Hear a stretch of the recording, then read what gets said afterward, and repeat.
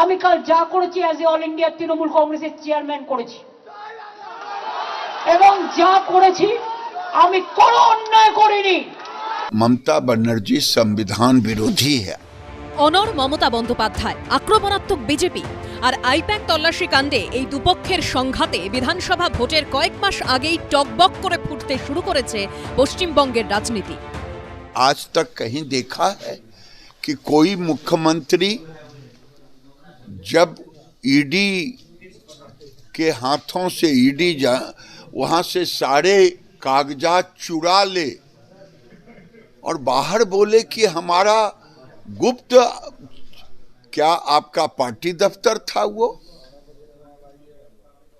उनको डर था कि गुप्त कागज मिलेगा तो अभिषेक बनर्जी फंस जाएगा,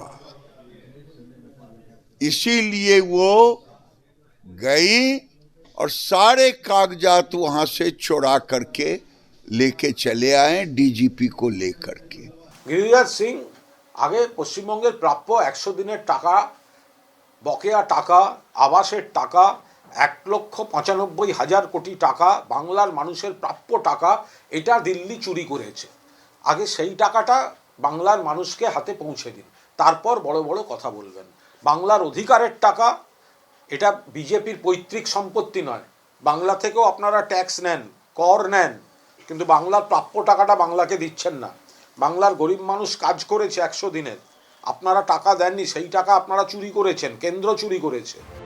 বৃহস্পতিবার ইডি তল্লাশির সময় মুখ্যমন্ত্রী সেখানে ঢুকে পড়া এবং ফাইল নিয়ে বেরোনোর ছবি সামনে আসার পরই দিল্লির বিজেপি নেতারা এই ইস্যুতে ঝাঁপিয়ে পড়েছিলেন। সেই আক্রমণ জারি রয়েছে শনিবারও। একটা প্রাইভেট কোম্পানিকে ইডি রেডতে বাঁচাতে গেছেন নিজে পুলিশকে নিয়ে।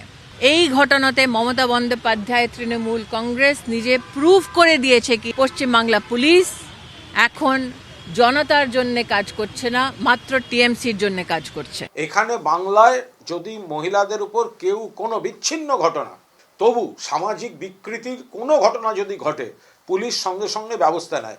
স্মৃতি ইরানি, আপনি যান না আগে উন্নয়নের নির্যাতিতার বাড়ি গিয়ে কেন দেখা করেননি? কেন হাতরাসের পরিবারে যাননি? বিলকিসের সঙ্গে এতদিনে দেখা করতে পারলেন না? রাজনৈতিক বাগযুদ্ধের পাশাপাশি চলছে রাস্তায় নেমে বিক্ষোভ প্রতিবাদও। এবিপি আনন্দ। এবিপি আনন্দ, এগিয়ে থাকে, এগিয়ে রাখে।